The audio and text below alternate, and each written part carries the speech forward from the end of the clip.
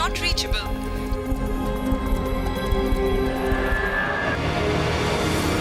जी अच्छा ठीक है।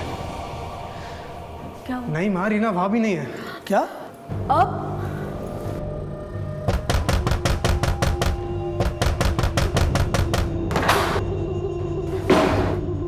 रीना? अरे रीना! क्या हुआ इसे? मेरे बच्चे! अरे किसने किया ये सब? अरे कुछ बताओगे तुम? सर मैं काम से वापस लौट रहा था तो रीना मुझे इस हालत में मिली। मैंने भी पूछा लेकिन कुछ बता नहीं पा रही है।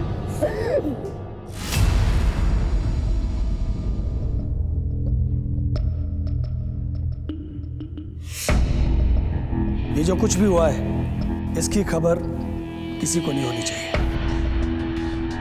मैं अगले हफ्ते रीना की शादी करवा दूंगा। बदनामी की ये कहानी इस चार दीवारी के अंदर ही रहनी चाहिए।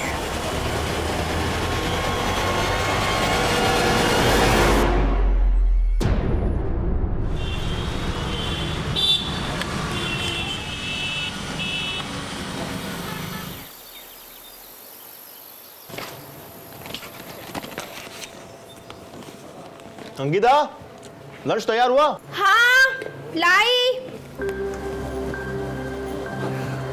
आज आप कितने बजे तक आ जाएंगे? वही रोज की तरह 7 बजे। मैं भगवान से प्रार्थना करूंगी कि आज आपका काम हो जाए, प्रॉपर्टी की कोई बड़ी डील फाइनल हो जाए। काम प्रार्थना से नहीं कोशिश से बनता है। चलता हूं।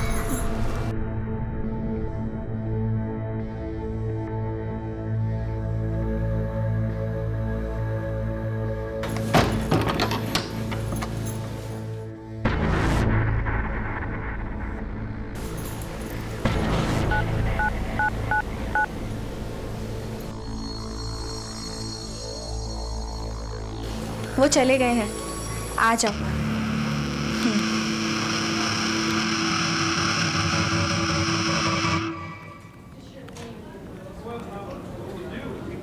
हाँ बेटा, मैंने सारे डिटेल्स भेज दिए, ईमेल चेक करना। सर। हाँ मनीष। सर ये आनंद सिन्हा है, ये अपनी पत्नी की मिसिंग रिपोर्ट लिखाने आए। बैठिए। सर रीना नाम है इसका। सर आज सुबह घर से निकली थी सेक्टर 29 के मार्केट से सामान लाने के लिए। जब काफ़ी देर तक नहीं लौटी और मैंने कई बार कॉल किया तो उसका फ़ोन स्विच ऑफ आ रहा है। दोस्तों और परिवार वालों से पूछताछ की? सर हमारा कोई दोस्त है ही नहीं। क्या मतलब? कहाँ से हैं? कटवाल गांव। सर रीना का अतीत बड़ा ही अशांत रहा है। कुछ साल पहले रीना के परिवार में आपसी दुश्मनी के कारण रीना का रेप हुआ था। रीना के चचेरे भाई जग्गू ने किया था उसके साथ ये दुष्कर्म।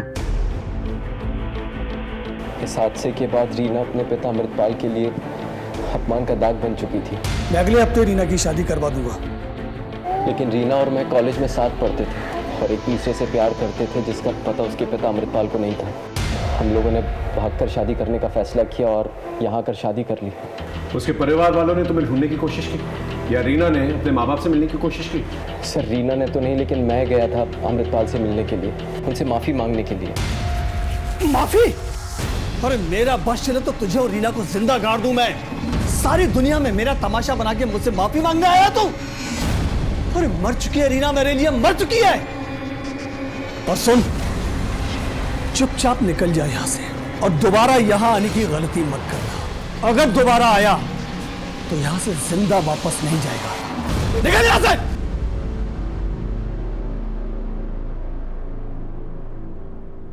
तुम्हारी फैमिली का क्या, उनसे मेलजोल है? सर इस हादसे के पहले ही मेरी माँ रीना को पसंद नहीं करती थी। क्यों? दरअसल रीना को बैडमिंटन खेलने का शौक था। मेरा मैच मिस कर दिया तुमने। सॉरी अगला मैच पक्का देखूंगा, प्रॉमिस।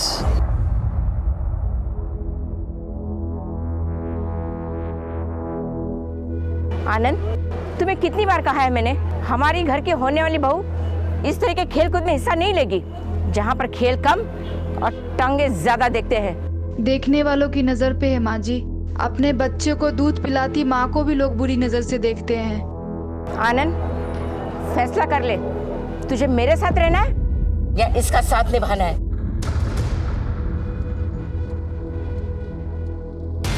इनसे रीना का मोबाइल नंबर लेके लास्ट लोकेशन ट्रेस करो और मोबाइल की डिटेल्स भी निकालो। जी। आप चिंता मत कीजिए, हम इंक्वायरी शुरू करते हैं। Thank you sir.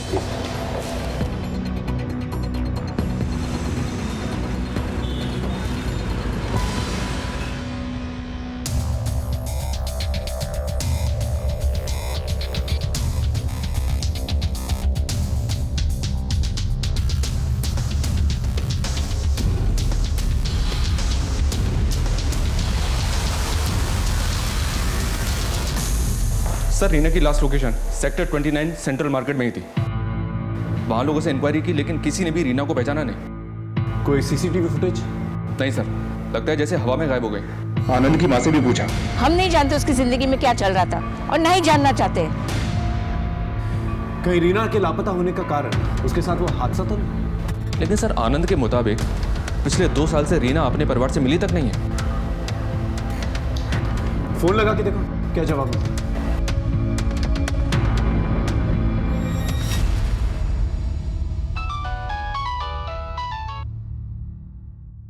Hello, Reena के पिता अमृतपाल बोल रहे हैं। रॉन्ग नंबर, और दोबारा फोन मत करना। हेलो, फोन कर दिया सर, दोबारा ट्राई करता हूँ।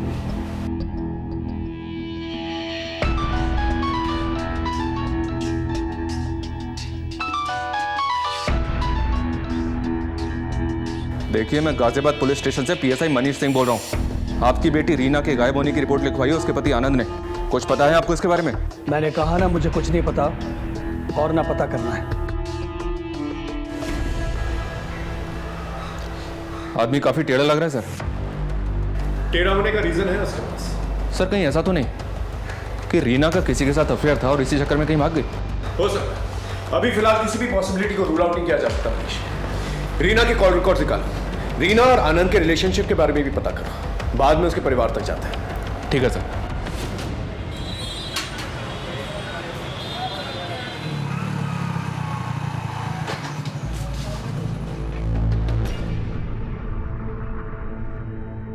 अंकिता कहाँ चली गई?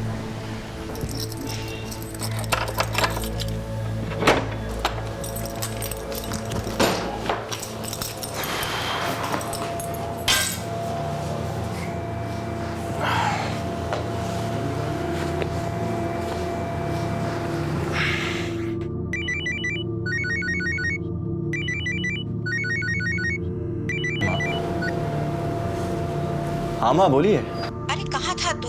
कब से फोन लगा रही हूँ तेरा। अंकिता कहाँ है? 2 घंटे हो गए, फोन नहीं उठा रही। सब ठीक तो है ना बेटा? हाँ माँ, सब कुछ ठीक है।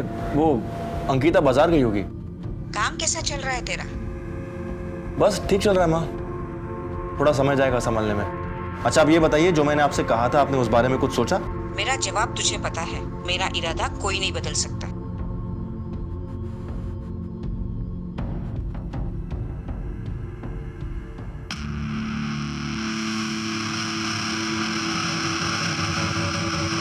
अरे आप आज जल्दी आ गए। अंकिता कहाँ थी तुम? माँ तुम्हें कब से फोन लगा रही है, तुम फोन क्यों नहीं उठा रही हो? वो मैं मार्केट गई थी, फोन चार्जिंग पर लगा है।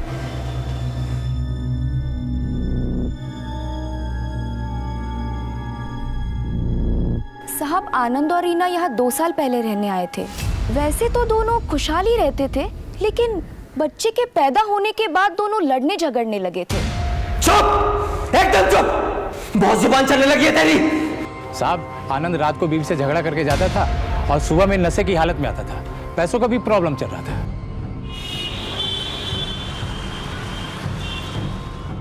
सर।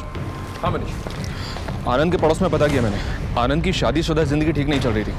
कहीं ऐसा तो नहीं कि इन्हीं हालातों से परेशान होकर रीना कहीं भाग गई? मैंने भी यही अंदाजा लगाया था मनीष, लेकिन शायद वो अपने छोटे बच्चे को छोड़कर कहीं जाए। रीना का पास काफी अशांत है। हो सकता है उसके लापता होने का तार उसके गांव कटवाल से जुड़ा।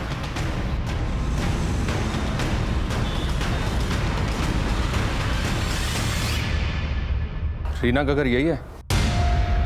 जी बाबा, पुलिस आई है। पूछो उनसे क्या काम है। कहना है केस के सिलसिले में पूछताछ करनी है, अगर वक्त नहीं है तो समन्स भेज के थाने बुलवा लेते हैं। मैंने आपसे फोन पे ही कहा था कि रीना से ना तो मेरा कोई रिश्ता है और ना ही कोई लेना देना। क्या हुआ रीना को? कालिक पोती थी रीना ने हमारे परिवार के मुंह पर। जग्गू ने उसके साथ जो कुछ भी किया, उसके बाद मैंने उसके लिए एक बहुत अच्छा रिश्ता तय किया था, लेकिन रीना मेरे नाक के नीचे मेरे ही टुकड़ों पर पलने वाले एक मामूली से आदमी आनंद के साथ भाग गई। इतना सब होने के बावजूद आनंद ने रीना को अपना लिया, उससे शादी भी कर ली। वो तो आपके पास माफी भी मांगने आया था। आनंद उसकी बातों पर भरोसा मत करना। वो मेरे पास माफी मांगने नहीं, जायदाद में हिस्सा मांगने आया था। अगर सीधी तरह से आपने रीना को उसका हिस्सा नहीं दिया ना तो मुझे कोर्ट जाना पड़ेगा। हाँ, अगर आप रीना को अपनाना नहीं चाहते तो मत अपनाओ, लेकिन उसे उसका हिस्सा तो देना पड़ेगा। अच्छा, तू कोर्ट जाएगा? जा, मुझे जो देना था वो दे चुका हूं। अब तुझे इस घर से सिवाय बेइज्जती के और कुछ नहीं मिलेगा। हम यहाँ रीना की मिसिंग कंप्लेंट की तफ्तीश कर रहे हैं। क्या आप लोग में से कोई जानता है कि रीना कहाँ है? एक बार चली गई सो चली गई, पलट के वापस नहीं आई सर। ठीक है, जैसे आप लोगों को कुछ पता चलता है हमें बताइएगा।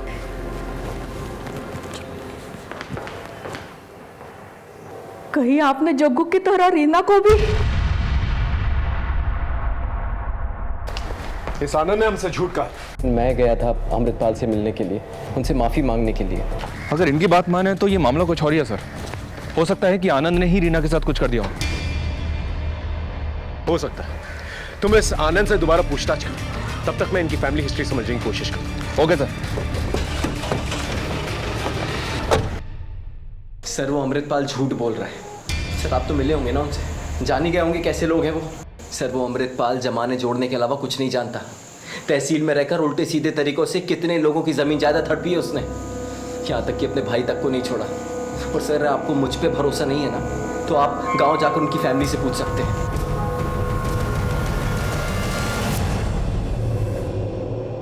साहब, अमृतपाल ने हमें बर्बाद कर दिया था। सारी उपजाऊ ज़मीन उसने अपने नाम पे कर ली थी और सारी बंजर ज़मीन उसने हमारे लिए छोड़ दी। इस बात को लेकर जब मेरे बेटे जगन्नाथ ने आवाज़ उठाई तो अपनी ही बेटी के बलात्कार की झूठी केस में उसे फंसा दिया। मुझे आज भी याद है।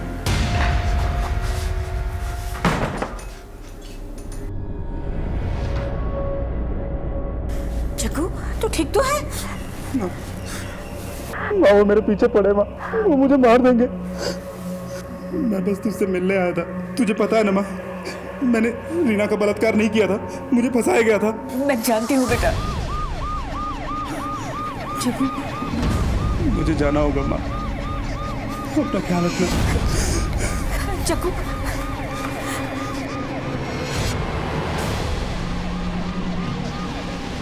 जब वो जेल से बाहर आया तो अमृतपाल ने मुखभरी करके उसे पुलिस के हाथों मरवा दिया।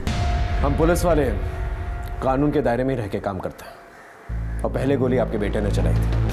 खैर, हम इस बारे में बात नहीं कर रहे हैं। हम आपकी भतीजी रीना, उसकी खोज कर रहे हैं। उसके बारे में कुछ पता है आपको? रीना बहुत अच्छी लड़की थी, सारे उसे बहुत पसंद करते थे।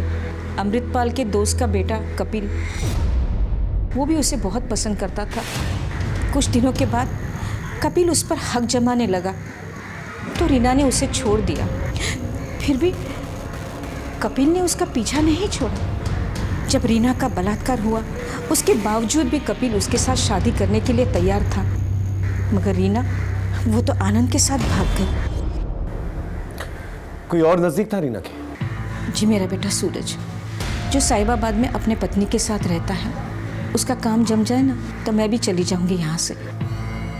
आप उससे फोन करके पूछ सकती हैं कि उन दिनों क्या बातचीत हुई थी। जी साहब। The number you are trying to call is currently switched off. इसका नंबर नहीं लग रहा है साहब। मैं अपनी बहू का नंबर मिलाती हूँ। प्लीज ट्राई कीजिए। The number you are trying to call is currently switched off. इसका भी स्विच ऑफ आ रहा है। ठीक है, आप इनका फ़ोन नंबर और पता हमें दे दीजिए, और उसका पिन, उसका नंबर भी दीजिए। इन सबके नंबर ले लें, उनके कॉल रिकॉर्ड भी निकालें। ठीक है?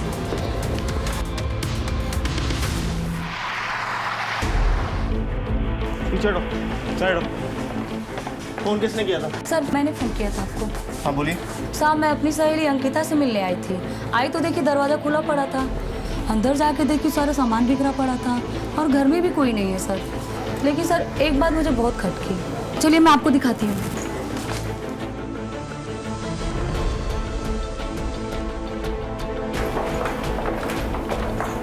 ये दरवाजा अंदर से लॉक है। शुक्ला तोड़।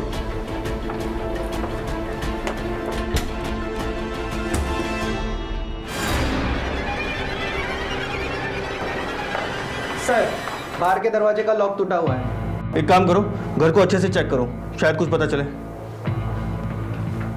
यहाँ और कौन कौन रहता है? सर अंकिता और उसके हस्बैंड कुछ ही महीना पहले शिफ्ट हुए हैं सर।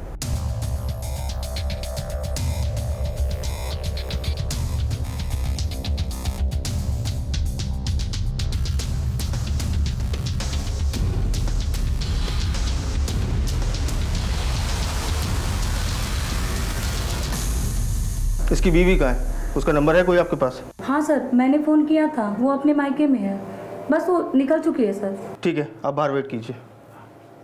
सर। हाँ शुक्ला। सर, घर का कैश और ज्वेलरी दोनों सेफ है। घर में ज्वेलरी और कैश सेफ है, लेकिन सामान सारा बिखरा पड़ा है, जैसे कि कुछ तलाश किया गया हो। पर क्या? शुक्ला, एक काम करते हैं, मोहल्ले के लोगों से आसपास पूछताछ करते हैं, शायद कुछ क्लू मिल जाए।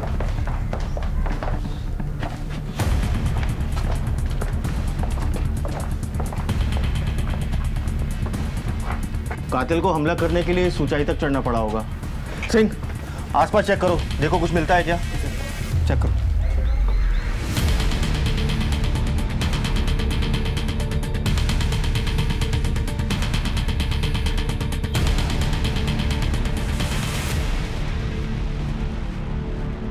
सर। हाँ सिंह बोलो। हाँ सर, ये सीढ़ी। शुक्ला, मर्डर वेपन के साथ इस सीढ़ी को भी फॉरेंसिक में भेजो, शायद कोई फिंगरप्रिंट मिल जाए। Okay sir. सर, ये पास में ही गन्ने का जूस का ठेला लगाता है, इसने कुछ देखा है? क्या देखा तुमने? साहब, परसों शाम से एक बूढ़ा आदमी यहाँ आता था और उसके हाथ में एक ऐसी सीढ़ी थी और हाथ में एक सब्वल था। देखने में कैसा था? उसका स्केच बनवा सकते हो? नहीं साहब, इतना ध्यान से उसका चेहरा नहीं देखा था। ठीक है, जा सकते हो। शुक्ला जी सर। इस बूढ़े आदमी के बारे में पता करो, मुझे लगता है कि हमलावर यही है। और इस सीढ़ी और सब्बल के बारे में भी पता करो, देखो ये कहाँ से खरीदा गया है। पास ही में एक मजदूर चौक भी है, वहाँ भी पूछताछ करो। Okay sir.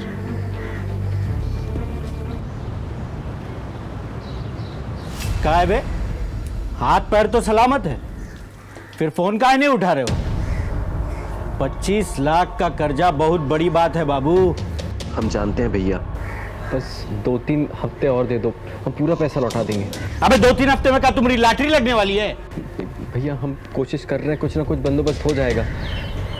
आप तो जानते हैं कि कितनी परेशानी में हैं अभी हम। ठीक है, 3 हफ्ते यानी 21 दिन।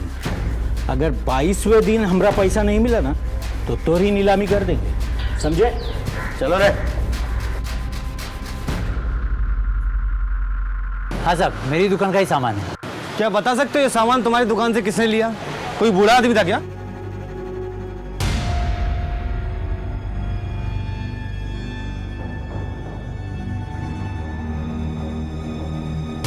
हाँ साहब, बूढ़ा आदमी था। आप उस बूढ़े आदमी का स्केच बनवा सकते हो? इतना साफ तो याद नहीं है साहब मुझे। ठीक है, थैंक यू। कांस्टेबल, एक काम करो, इस एरिया के सारे सीसीटीवी फुटेज चेक करो, कहीं ना कहीं कैप्चर तो हुआ होगा। सर, मैं 1 हफ्ते के लिए अपने मायके गई थी क्योंकि मेरे पति भी गांव जाने वाले थे। अंकिता, क्या लगता है आपको, आपके पति की हत्या किसने की होगी? सूरज की किसी से कोई दुश्मनी थी? पता नहीं सर, मेरे पति तो बहुत सीधे साधे इंसान थे, प्रॉपर्टी डीलिंग का काम करते थे। लेकिन सर, उनका कुछ दिनों से एक समीर नाम के प्रॉपर्टी डीलर से झगड़ा चल रहा था। इनफैक्ट सर, उस समीर ने उनको धमकाया भी था। ठीक है अंकिता, अभी आप जा सकती हैं, जरूरत पड़ने पे हम आपको फिर बुलाएंगे। जी सर।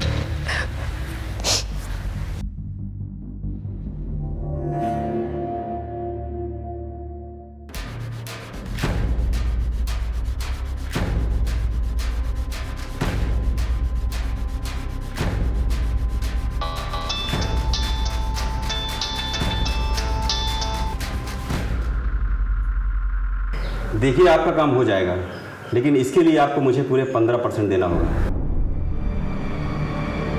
मंजूर है सर। सर, सूरज की पोस्टमार्टम रिपोर्ट आ गई है। रिपोर्ट से मालूम चला है कि सूरज की मौत कल दिन में हुई है। सर, मर्डर वेपन पर हमें जो उंगलियों के निशान मिले थे, वही उंगलियों के निशान हमें सीढ़ी पर मिले।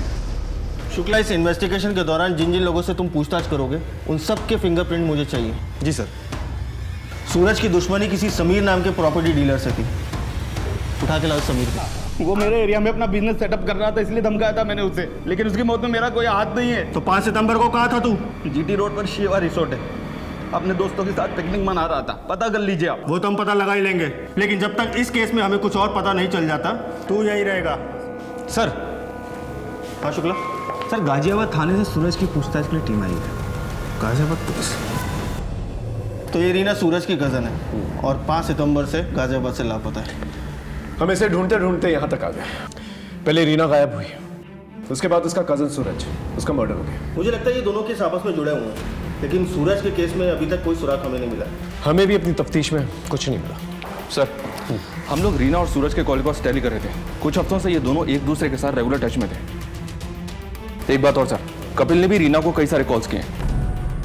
कपिल के फ़ोन की लोकेशन रीना के मोहल्ले की दिख रही है। यहाँ तक कि 5 सितंबर को उसी एरिया में वो था जिस दिन रीना गायब हुई। इसका मतलब कपिल रीना पे नजर रखे हुए था और रीना कॉन्स्टेंटली टच में थी सूरज के। अब लगने लगा है ये दोनों केसेस एक दूसरे से जुड़े हुए हैं। सर, ये फुटेज। सर, ये दिल्ली जाने वाले रास्ते की सीसीटीवी फुटेज।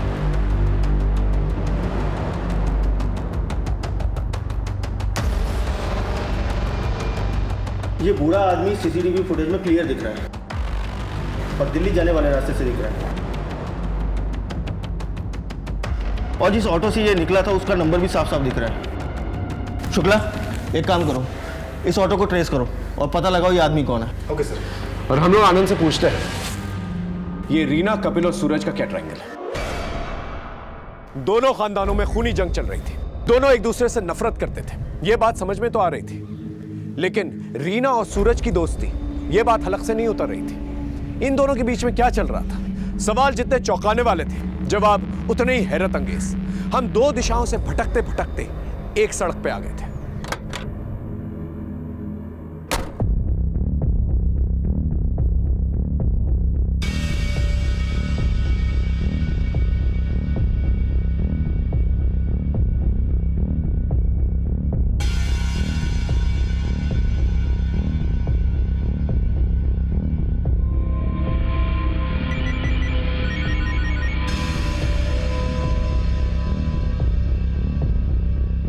हेलो।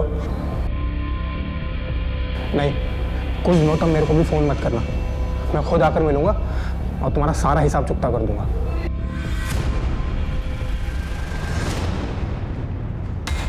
क्या सूरज का खून हो गया? सर, रीना का कुछ पता चला? वो हम पता कर रहे हैं। पहले तुम बताओ, तुम इस कपिल के बारे में क्या जानते हो? वो प्यार करता था रीना से, अपना हक जताता था रीना पर, और तो और वो घर तक पहुंच गया था सर। हाथ जोड़ते मेरा पीछा छोड़ दो। कौन सी भाषा में समझाया हम तुमको? दोबारा रीना के पास भी दिखे ना तो सोच लेना। निकलो यहाँ से। बहुत बड़ी भूल कर दी रीना तुमने। दोबारा नजर मत आना। तो ये बात पहले क्यों नहीं बताई? सर, मुझे लगा वो क्या कर सकता है, बस इसीलिए। ये कपिल कहाँ रहता है? बहरामपुर। इन दोनों रीना और सूरज के बीच में बहुत बातचीत हो रही थी, क्यों? सर, सूरज बहुत अच्छा आदमी था, उनके पूरे परिवार में वही एक समझदार इंसान था। वो रीना के साथ मिलकर अपने और अमृतपाल की फैमिली के बीच सुलह कराना चाहता था। रीना उसका साथ दे रही थी। जिस दिन सूरज का मर्डर हुआ 5 सितंबर, तू कहाँ था? मैं वकील के दफ्तर में था। सारा दिन कागजी कार्रवाई में ही गुजर गया था।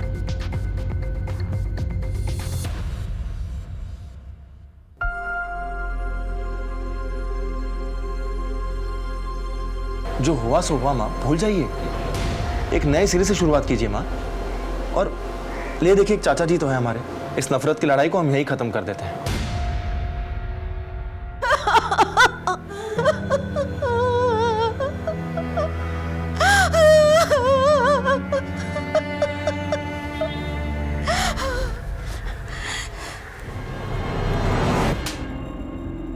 तूने यहाँ आने की हिम्मत कैसे की? हमें बर्बाद करके अब तमाशा देखने आया है? तूने ही मारा ना मेरे सूरज को। हम तो यहाँ आपका दुख बांटने आए थे दीदी। दुख भी तुम ही देते हो और बांटने भी तुम ही आते हो। निकल जाओ यहाँ से। पड़ गई तेरे कलेजे में ठंडक। तूने कहा था ना मुझे यहाँ आने के लिए, करा दी ना मेरी बेइज्जती। मैं तुम्हारी शक्ल कभी नहीं देखूंगा।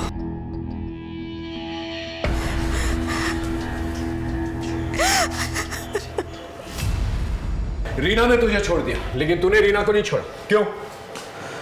क्योंकि सर मैं रीना से बहुत प्यार करता था। और रीना आनंद से? नहीं सर, आनंद ने तो उसे फंसाया था। इसलिए तूने उसे किडनैप कर लिया? कहाँ है रीना? सर ये क्या कह रहे हैं आप? मैं भला उसे क्यों किडनैप करूंगा? ज्यादा भोला बनने की कोशिश मत कर, समझा? इन दिनों तू उसको फॉलो कर रहा था। बोल, क्या खेल खेल रहा है? हाँ सर, मैं गया था उसके पास, लेकिन ये कोई अपराध थोड़ी ना है। देख, मेरे सब्र का इम्तिहान मत ले, समझा? सच सच बोल। सर रीना और आनंद के झगड़े चल रहे थे, तो मुझे लगा कि शायद रीना को अपनी गलती का एहसास होगा कि उसने आनंद को क्यों चुना, और मुझे लगा कि वो मेरी ज़िंदगी में दोबारा वापस आ जाएगी, इसलिए मैं उसके आसपास रहता था। 5 सितंबर को कहाँ था तू?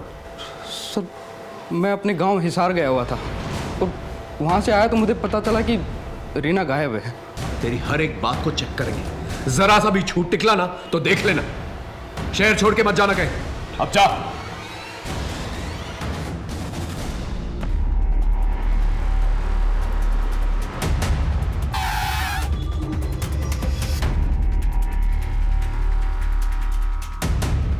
साहब ये देखो साहब।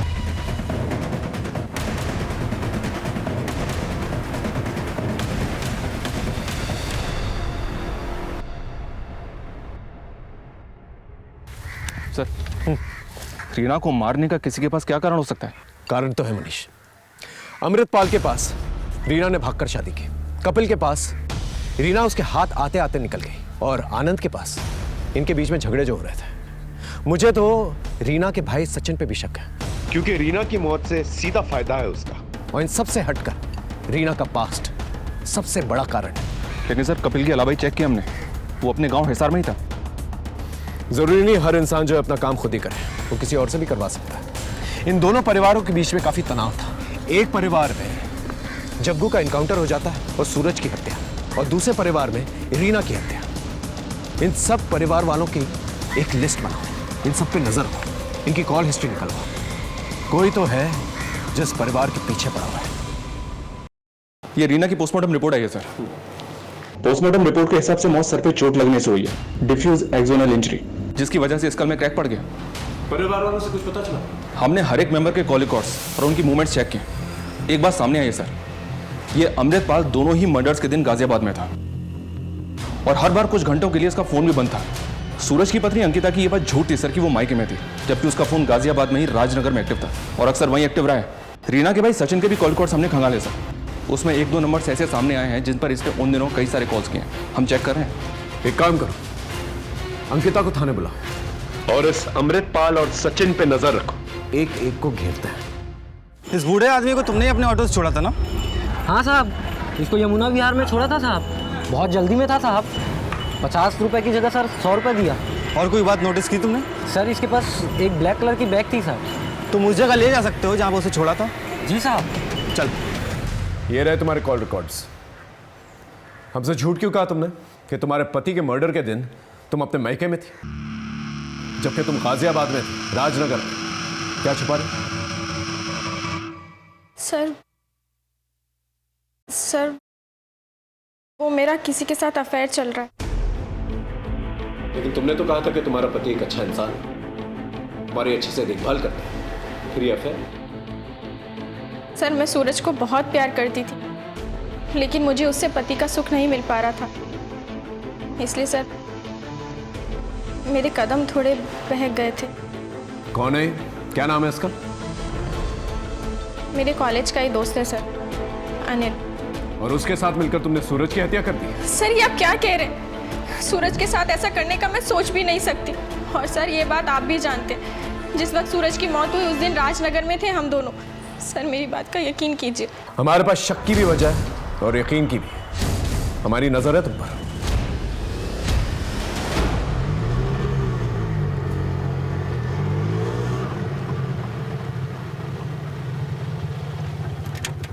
साहब यही वो जगह है। वो बुढ़ा यहाँ पे उतरा और सीधा चला गया साहब।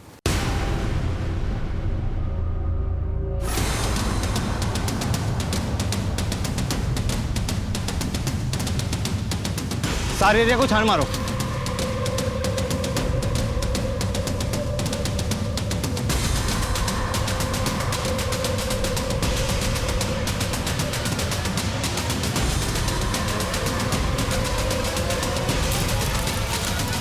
सर, यहाँ कुछ मिला है?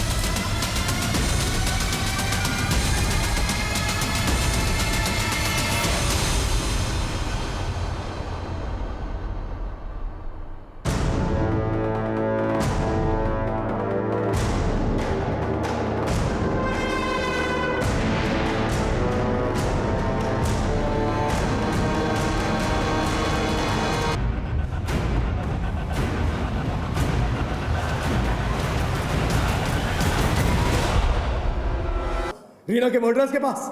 नहीं सर, रीना की हत्या और मैं।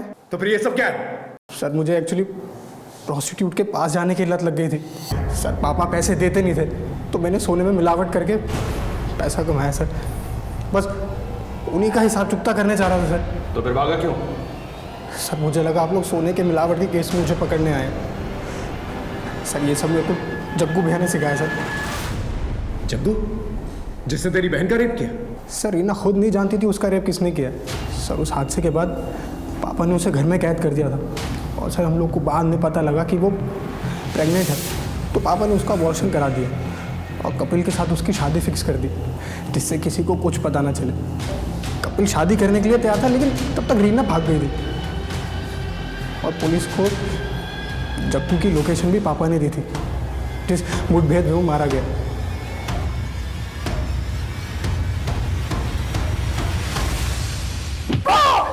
क्यों मार रहे हो तुम मुझे इतना? तुमको मालूम है ना कि ये गैर कानूनी है और इसके लिए मैं तुम्हें कोर्ट में घसीटूंगा। कोर्ट जाने लायक बचेगा तब ना। हटा दे। देखो अरे जग्गू तू। चाचा, तुमने बहुत नाइंसाफी की हमारे साथ। अरे पैसे पैसे का मोहताज बना दिया हमें, लेकिन अब नहीं चलेगा तुम्हारा ये सब। शराब पी के आया क्या है? चल निकल यहाँ से, निकल। छोड़ूंगा नहीं मैं तुम्हें चाचा। मुझे समझ नहीं आ रहा था कि जग्गू से कैसे छुटकारा पाऊं और फिर एक दिन रीना। अरे क्या हुआ से? जो हो गया उसे तो नहीं बदल सकता था, लेकिन जग्गू को इस केस में फंसाकर उससे मैं जरूर छुटकारा पा सकता था। इसलिए मैंने जग्गू के खिलाफ FIR दर्ज करा दी। जग्गू गिरफ्तार हो गया, लेकिन इतना सब कुछ होने के बाद रीना का हाथ कोई नहीं थामने वाला था। इसलिए मैंने जमीन का एक हिस्सा रीना के नाम कर दिया। वो जमीन भी मेरी हड़पी हुई थी। कितना लालची आदमी है तो। अपनी बेटी के इतने बड़े हादसे को अपने फायदे के लिए इस्तेमाल किया। जग्गू को दोबारा कैसे फंसाया? जेल से छूटने के बाद जग्गू और भी खतरनाक हो गया था और पुलिस का एक वांटेड मुजरिम था। इसलिए मैंने उसके लोकेशन की इंफॉर्मेशन पुलिस को दे दी। चल अब इतना बता दिया तो ये भी बता दे, रीना और सूरज के मर्डर के दिन तू गाजियाबाद में क्या कर रहा था और तेरा मोबाइल फोन क्यों ऑफ था? दोनों के मर्डर में तेरा हाथ है ना? बोल बोल। नहीं, गाजियाबाद में अक्सर तहसील के काम से जाता हूँ और वहाँ मुझे अपना फोन स्विच ऑफ रखना पड़ता है। मैंने इन दोनों में से किसी का मर्डर नहीं किया। सर ये अमृतपाल क्या सच कह रहा है? अगर इसका हाथ नहीं है तो फिर किसका हाथ है? क्योंकि इसके अलावा हमारे रडार में और कोई बूढ़ा आदमी नहीं है। हमने रीना और आनंद की पूरी जिंदगी खंगाल ली, सारे एलिबाइज भी चेक कर लिए, कुछ नहीं मिला। कुछ तो मिसिंग है मनीष। सर एक नई इन्फॉर्मेशन हाथ लगी है। सर हम जैसे बूढ़ा आदमी समझ रहे थे, बल्कि बूढ़ा आदमी नहीं, बूढ़े आदमी के भेष में था। उस रिक्शे वाले ने जिस जगह उसको उतारा था उस जगह से हमें कुछ चीजें मिली हैं, जैसे जले हुए बाल और बैग।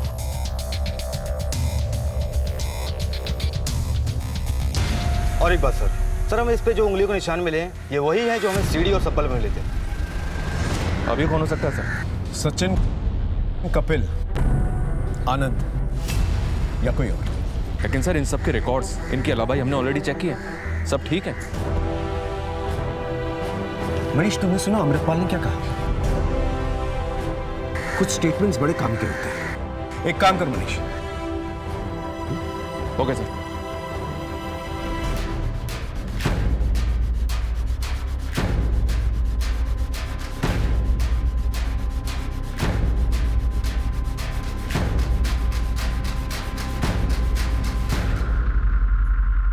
जी हाँ, उस दिन पूरे दिन आनंद ऑफिस में था मेरे साथ। लेकिन इतनी सी बात के लिए मुझे यहाँ लाने की क्या जरूरत थी? जरूरत थी क्योंकि हमने तेरी थोड़ी सी हिस्ट्री निकाली।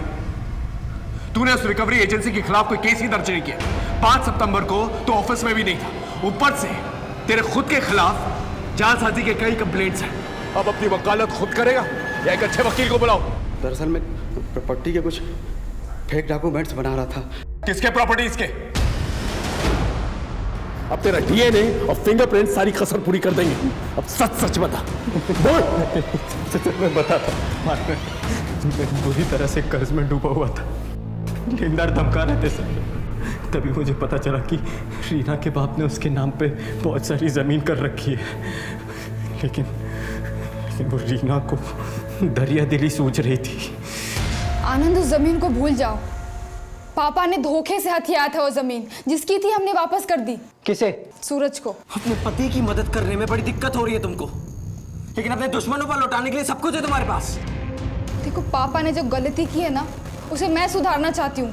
मैं और सूरज मिलकर ये दुश्मनी खत्म करना चाहते हैं। और रही बात तुम्हारे कर्जे की ना आनंद, उसके जिम्मेदार तुम खुद हो, मैं नहीं। बहुत मुंह चढ़ने लगा है। रीना की बॉडी को एक बोरे में भर के जंगल में फेंक दिया। सूरज को क्यों मारा? सर, मैं सूरज के पास गया था वो प्रॉपर्टी के पेपर वापस मांगने के लिए। अरे आनंद, तुम यहाँ? सब ठीक है ना? रीना ने अपना इरादा बदल दिया है। वो ये प्रॉपर्टी अपने बच्चे के भविष्य के लिए रखना चाहती है। मैं जरा एक बार रीना से बात कर लेता हूँ। The number you are trying to call is currently switched off. Phone switch off आ रहा है उसका। आनंद, मेरी एक बार उससे बात हो जाए, फिर मैं खुद आके तुम्हें पेपर्स दे दूंगा। मुझे पता था कि सूरज मुझे वो पेपर्स देने वाला नहीं है, इसलिए मैंने सोचा कि उसे रास्ते से ही हटा देता हूँ। फिर ये बूढ़ा आदमी बनने का नाटक क्यों किया?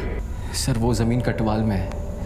अगर उसके कागजात तहसील में जाते तो अमृतपाल को सब पता लग जाता, और वो ये ज़मीन मेरे नाम कभी नहीं होने देता। इसलिए मैंने वकील के साथ मिलकर कागजात में हेर फेर की। अमृतपाल की सूरज के परिवार से दुश्मनी है, ये सब जानते हैं। इसलिए मैंने उसके जैसा हुलिया बनाया और सूरज पर नज़र रखना शुरू कर दी। और मर्डर वाले दिन अपना मोबाइल वकील के यहाँ छोड़कर मैंने सूरज को अपने रास्ते से हटा दिया। फिर मैंने सूरज के घर जाकर उसके घर की तलाशी ली और वो डॉक्यूमेंट्स ले लिए। यमुना विहार में जाकर मैंने अपनी वेग और मेकअप का सारा सामान जला दिया। रीना का बलात्कार क्यों किया?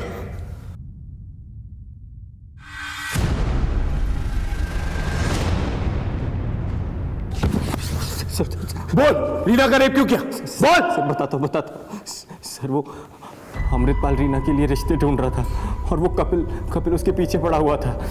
सर, मुझे लगा कि रीना मेरे हाथ से निकल जाएगी, इसलिए मैंने अपने एक दोस्त से कह के उसका रेप करवा दिया और खुद हमदर्दी जताने चला गया। मैं रीना को भगा कर ले गया, सोचा कुछ दिन में सब कुछ ठीक हो जाएगा, लेकिन कैसा इंसान है तू?